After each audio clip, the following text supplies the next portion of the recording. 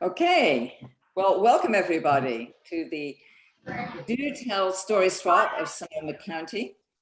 My name is Katie Mangan and I'm your host for this evening. Let me just quickly go over the format of the evening. We will have, we're going to start off with some stories, and then we will have a prompt, a question, and then we will take a break.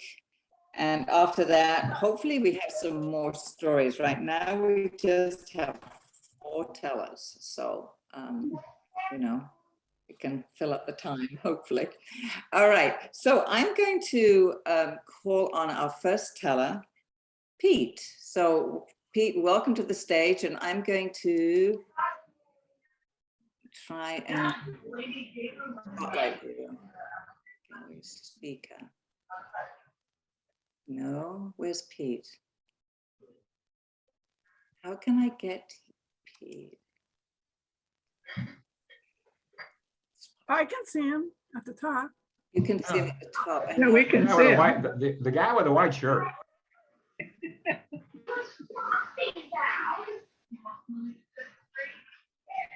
I'm sorry, it's a spotlight for everyone. No. Oh, here you go. There we go. Sorry about that. And you should mute, everybody should mute. I can hear a lot of Can you background. mute everyone except for Pete, please. Thank you. Mute. So Pete, whenever you're ready, please start. Okay, you ready? You ready, Katie? Yes, I am. Thank you. Okay. I am frustrated out of my mind because I've accomplished no digging in the last 45 minutes, despite 100% of my effort. No digging at all. I know that my father has assigned me the most important project in all of my life, 9 years of all. Now, it's usually, this is a very happy time of the year in the summer because my family, my little brother and sister and mother and father, we all leave home and move down for the summer at Kiska Beach in the Tin Panel in Florida Panhandle. We have a cottage down there, and 2 days after school was out, we would all go down and spend the whole summer down there. We had 2 other families that joined us. They had children and family too, so it was just a magical time when we spent the whole summer down there. The fathers worked up in Birmingham, and they would come down on weekends, and they loved spending time with the family and everything. But the real key for our fathers, all 3 of them, was that they were avid fishermen. They were dedicated fishermen, very competitive and very good at it. And I'm sure that their trip included fishing on Saturday and Sunday, Monday, which we, Saturday and Sunday mornings, which all of us thoroughly enjoyed. Now, what made it particularly special for this location for our fathers is about a mile and a half away was a place called Phillips Inlet. And Phillips was a little small inlet that it was fed by multiple freshwaters all year round. It got fresh water, but it also had a pass, a small, shallow pass out into the Gulf of Mexico. And so the water would go back and forth between the water and the Gulf of Mexico and back and forth. And we, most of the time, we could wade our little fishing boats out through the pass out into the Gulf if we wanted to go out into the Gulf and to run for the bigger fish out there as well. So it just worked perfectly like that. And that's what made everything really work, except one year, this big storm came up and blew up a strand that blocked the pass. So it was blocked. And now that happens all the time. So that strand didn't really mean that much of a problem because most of the time it would blow out and come back and blow back. So it always cleared itself, but the pass was blocked and it kept being blocked. And so the fishing in the Phillips Inlet started to get a little bit worse and worse and worse. And week after week, the fishing started to get bad. And as the water got more and more fresh water, the salinity in the water changed. And so people weren't catching, mom and dads, they weren't catching fish. As a matter of fact, the water got so high in the lagoon, in the inlet, that the water was flying, that the water was floating up against and floating over our fishing dock. So we had a real serious problem. There was no fishing and the water was rising and the pass was blocked. And what our fathers, all three of them, are usually very happy guys, very fishermen, very happy campers. But now, this particular summer, they were grumpy. They were grumpy. They was not even going out to fish. They were hanging around our cottages, and they were fine for things for us to do. The guys around the house, they said, oh man, this can't work at all. We're not looking for projects, man. We're at the beach.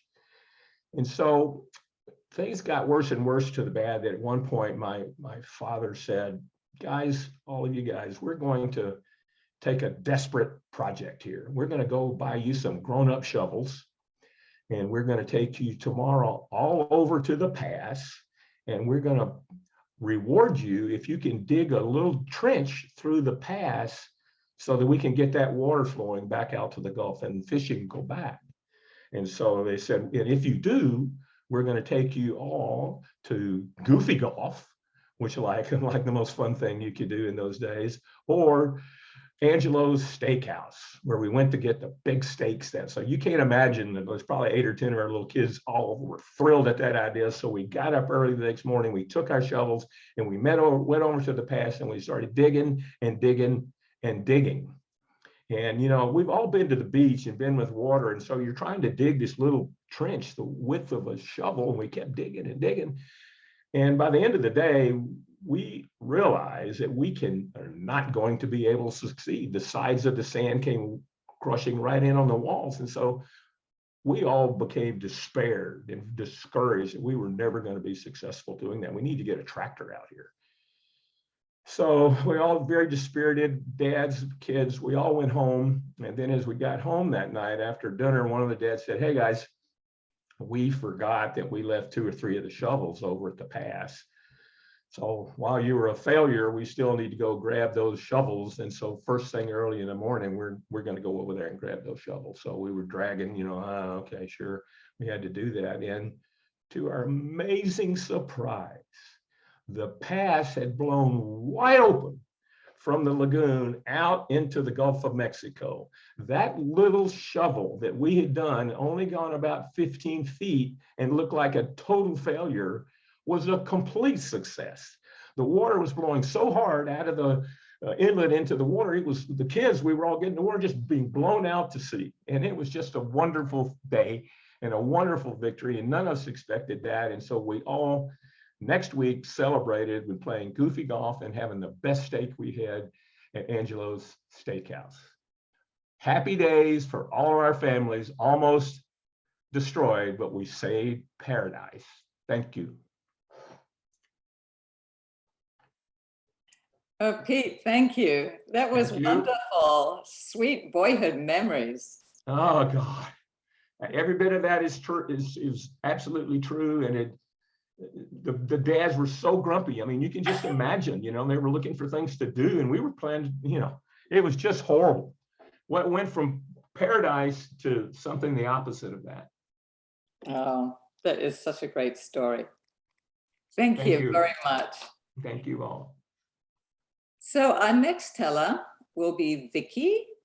So Vicky, I'm going to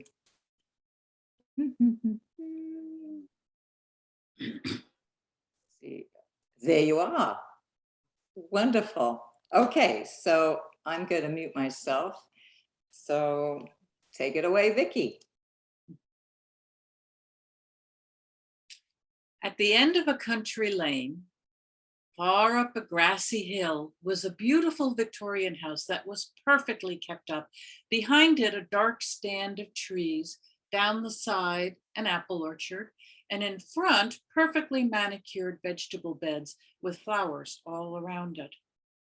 And inside the house lived an older couple who had had a wonderfully successful professional life had raised a family, and had traveled all around the world. And now they were settled into this beautiful little dollhouse to retire.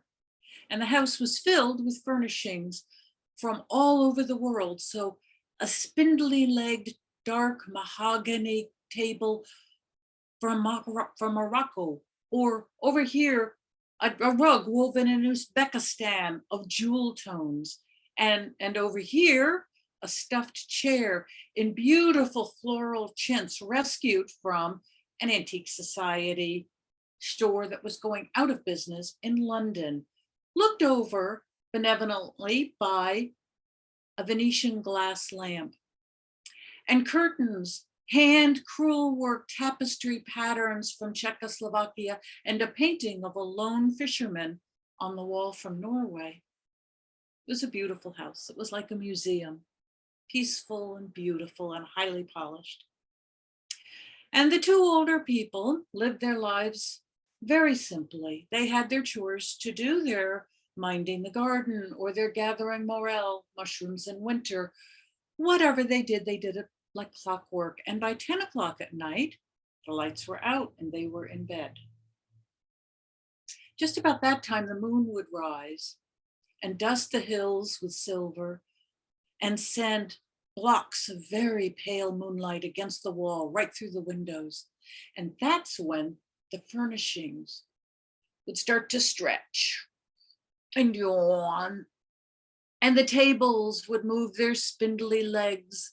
And one by one, all of the tables would gather in the living room and start a migration, room to room, down the hall to the parlor, from the parlor into the tiled kitchen, click clackety, swaying with the elegance but awkward grace of giraffes, moving this way, moving that way. And over there in the corner would be the English overstuffed reading chair, snoring loudly. And over here would be the beautiful drapes, sneezing because they were very allergic to dust. And the fisherman in the painting would say, oh, God bless you, because he was very kind.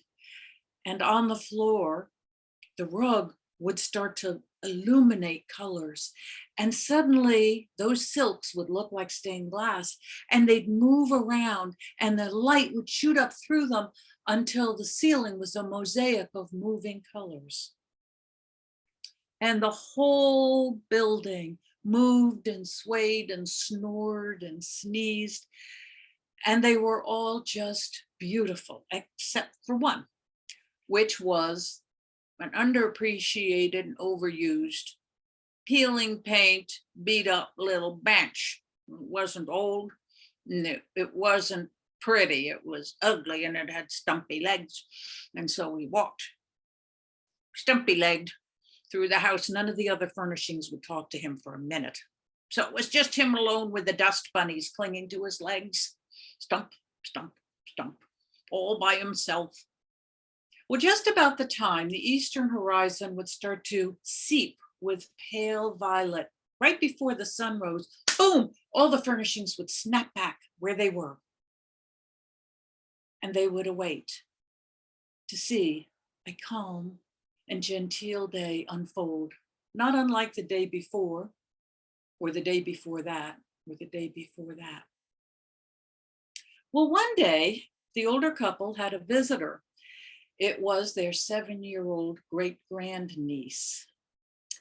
And her parents were very worried because she was sinking into her electronic devices and disappearing for great hours at a time. And so they thought, we're going to ship her off to great uncle Anton and great aunt Elizabeth's house for a month in the summer, which is what they did. And she showed up with her big old stuffed panda bear and a robot, a brand new robot whose eyes spun and glowed if you pushed a button on the back of his head.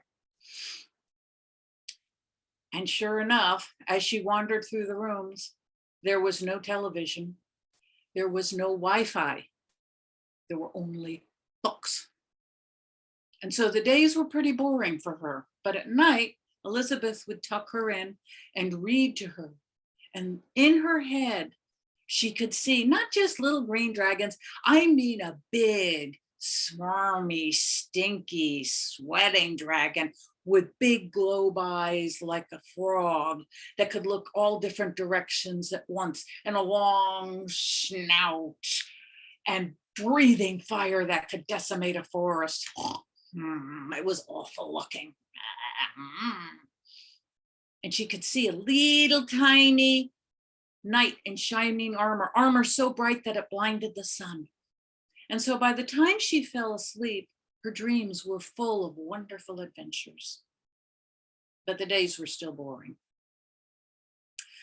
But then one day, the little bench was picked up and put under an apple tree. And there in the dappled sunlight, a clean and starched handkerchief was laid over it, and an old antique child's porcelain tea set was set up, and a teapot with cobalt sparkle and chamomile and mint tea with steam roiling out of it like Aladdin from a magic lamp. And there was a cushion for a bear, and there was a cushion for a little girl, and there was a sort of tallish box so that the robot could join in and have tea with them. And the little girl loved it. And she'd eat her right out of the oven, still warm, fragrant, soft ginger cookies, and sip her tea and tell her friends about the adventures of last night. And then she'd listen to their adventures. And the little bench was happy. Now, meanwhile, in the dining room, the gleaming hand-carved rosewood dining table looked out the window and snorted in disgust at the little bench. Because after all, it hosted simple, wonderful meals for the older couple.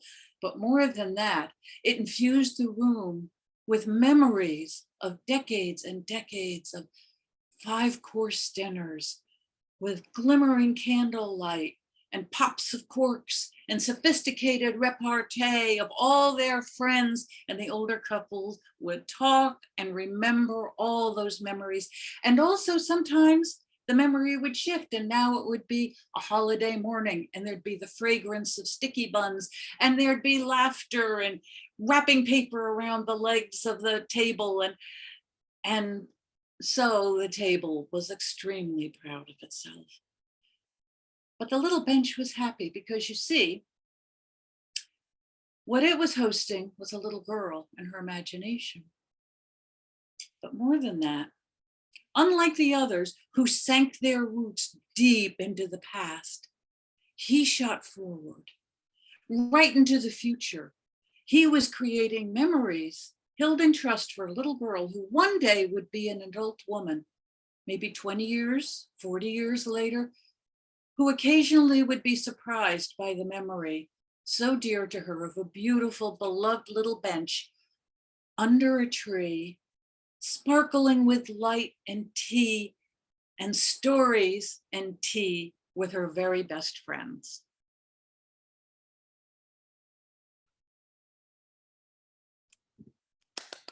Vicky, you've done it again. Just wonderful.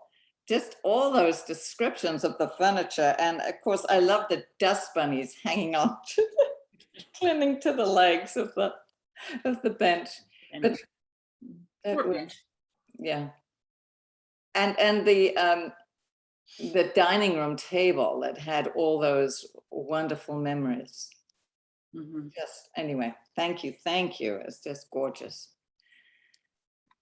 Lovely. So here we go. Let's see. So Elaine, would you like to tell next?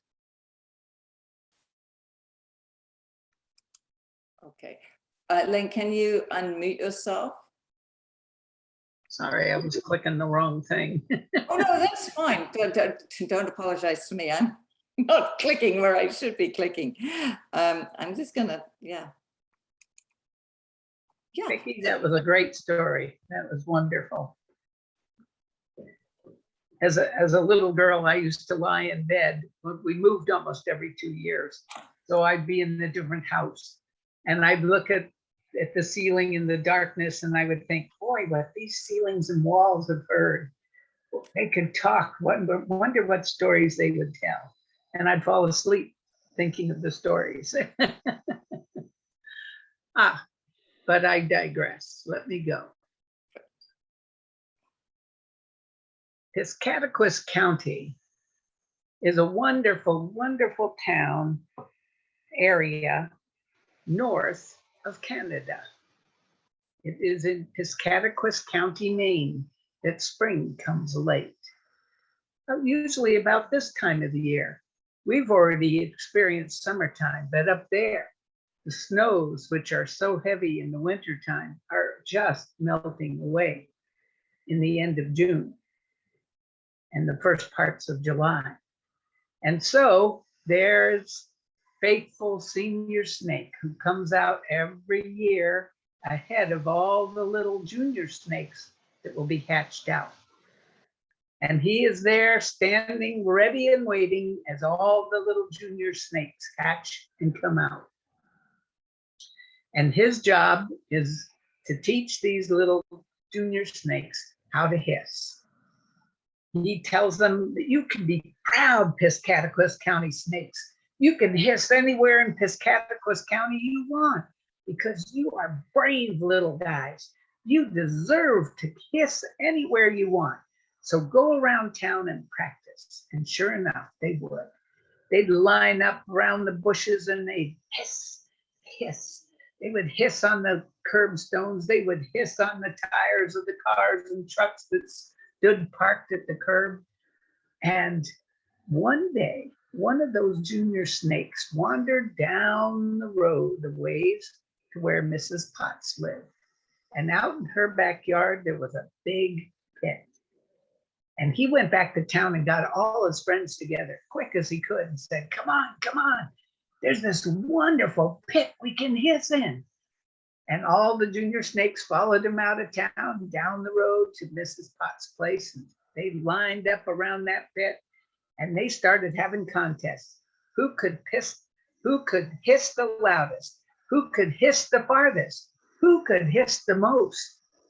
And so it went until all of a sudden the back door flew open, bam! And Mrs. Potts was standing on her back porch yelling, how dare you guys hiss in my backyard? You have no right to be in my backyard. Get out of here. Get out. And she sent them marching. Well, as they came back to town, slithering on their little bellies, there was Senior Snake. What's wrong with you guys? What is wrong with you guys? Slithering on your bellies like little snakes. You're big, fantastic little guys. You have a right to hiss anywhere in Piscataquis County you want. Well, we tried, said one of them. We were down at Mrs. Potts' place and she has this wonderful pit. We were hissing in the pit and she came out and sent us flying. He said, well, she has no right to do that. You can hiss anywhere in Piscataquis County you want. You go hiss there if you want. And so, being junior snakes, they went right straight back to Mrs. Potts' place because that pit, after all, was a lot of fun to hiss in. And sure enough, here they were lined up and the contests were going strong. Who could hiss the loudest? Who could hiss the farthest? Who could hiss the longest? And as they started really getting into their hissing, there came Mrs. Potts. That back door flew open with a bang. Bam! What are you doing in my backyard? Get out of here, get out. And again, she started jumping up and down and having a hissy fit and sent them flying back to town. And there was Senior Snake watching these little guys crawling on their bellies back to town. Now what? Now what's wrong? They said, well, we went back to Mrs. Potts' place and we were hissing in her pit when she came out and sent us flying. She threw a hissy fit and we just had to get out of there because she was going to hurt us. He said, I don't believe it. I just don't believe it. Why? I knew Mrs. Potts before she ever had a pit to hiss in. The end. Oh, thank you, Elaine. That's always such a great story. You just tell it so well. Welcome springtime. Perfect story. Yeah, thank you. That is great. So, Can I ask, Yes. Elaine, what, tell me the name of that place again. Piscataquis County, Maine. Is there such a place? I think there is. If there isn't, there should be. I'm pretty impressed that you could say it that often. I try and test myself. that is so. I only stepped in it once. I'm sure you heard it. But that's okay. It's okay. So, Meg, what do you think? Should we go to introducing ourselves and the prompt? And because Well, we have one more teller, or shall we have one more teller and then do that? why don't we go ahead and do that and then have the next teller. And since we have so few and you're all my friends, I'll try my story. Oh, good. So do you want to try your story now, or do you want to do it after the break, Meg? How about after the break? Okay, so shall we do the prompt? Yes, let's do that. Introduce That'll be ourselves, fun. and then we'll have the break, and then you could tell your story, and then we'll finish up with Sharon, unless somebody That else. sounds good. We do want to end the swap with someone like Sharon. No, that's not the reason. Oh, gosh. Yeah.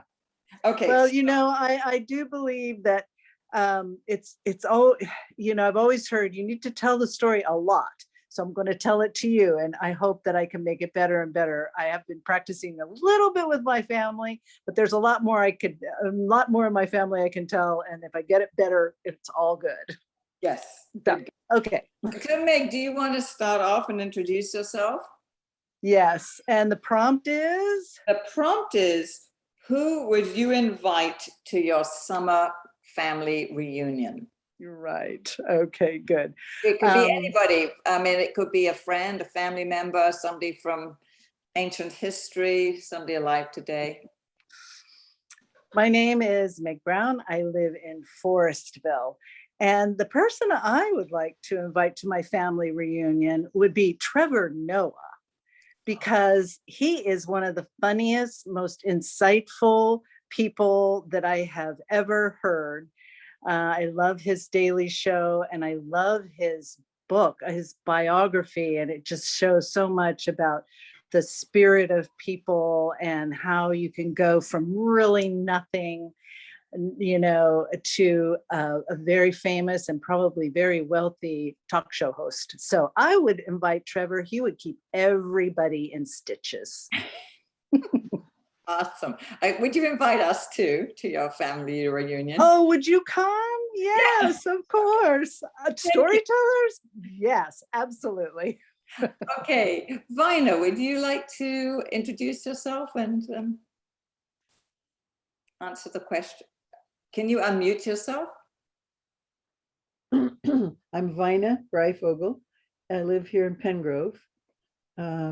And who I would invite to my family reunion, my family is too big to start with. If they all show up, there will be feuds that people will be entertained by. There will be delicious food. There will be lots of camaraderie. So I think I'll just leave it at that group right there. Okay. That's fair. Perfect. Sharon, would you tell us who you'd invite to your summer family reunion? Well, I have a batch of them here now, so that's very nice. But if I could invite somebody else, if we can go into the life and death part of the thing, I would invite my great-great-grandmother, Uriah, because she traveled across the plains with the Mormon pioneers and got married when she was only 14. And her husband said about her that she was the most peaceable woman who ever lived. And I thought I would like to know her. I would like to hear how that's done. Oh, lovely. So wait a minute, where are we? Elaine. Elaine, well, I would invite any and all that could come. And I just think it would be fun to share history, stories, new things, old things, whatever anybody brought to share in thought, word, and deed. And of course, the food would be great because my family loves to cook, and most of them do anyway. And it would be a wonderful time. Good.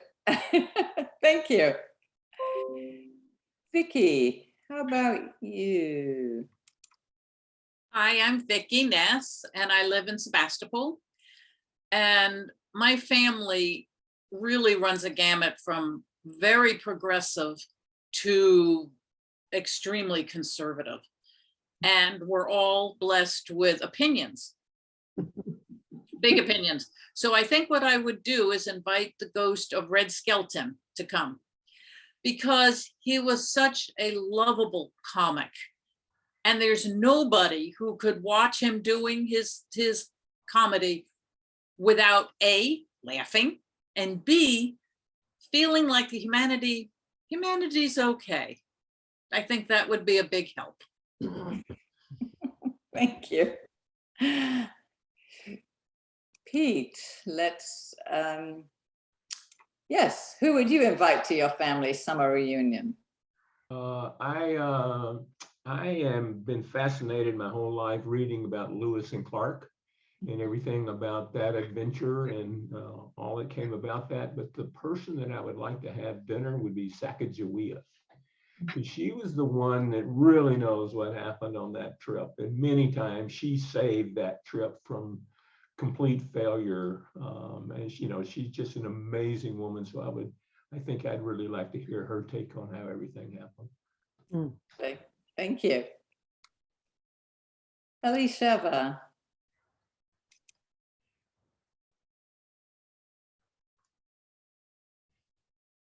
There we go. Who would you like to invite to your family summer Well, reunion? besides the usual family, which is getting scarcer every day or every year, I would like to invite my Latin teacher from high school. I was in a public school. It wasn't like a Catholic church or something, which you would think would be teaching Latin. But I was sort of like at the ending of Latin being recognized. Can't think of her name, but I would remember it. And we had, once a year, we had big toga parties around one of the guys' swimming pool in Rancho Santa Fe, and pretended we were Romans, and we had dancing girls and whatever. But she always called us Mr. and Miss. And which, in the 50s, that was sort of, I wouldn't say over the top, but it was sort of puzzling to us. Were we Mr. and Mrs.? Mr. and Miss is. So I learned a lot. I wasn't as good as a student because I didn't study very much, but I sure learned a lot about English and grammar and all you do that's what she said. The whole first semester, she had to teach us how to do proper English before we could study Latin. And I just admired her. But then there's also this cool guy I met yesterday at the store. We just spend the whole time laughing and having a great time. And I know he was originally on the whole track of selling me with whatever it was. But the first time we saw each other, we started laughing and telling jokes. So by the time I was through there, we were actually beyond what his job was or why I was there. We just were having a great time. And he's way too young. He has a wife and 5 kids or whatever. So it's just sort of like a fantasy, let's put it that way. Oh, It was really fun. thank you. Yeah.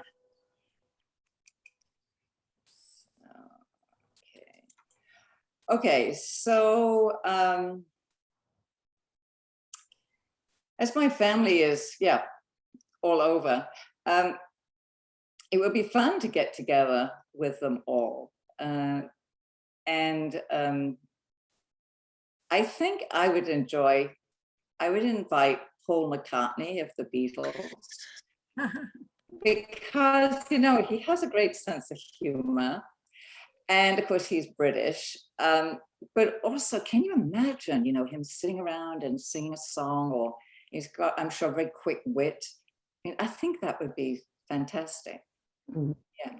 So I'll invite Paul McCartney, and you all are invited too. Okay, so I'm going to stop the recording now. If I can find, oh, okay, stop recording, sorry. Okay, I'm going to stop the recording, and then I think that was right. I stop the recording, stop recording.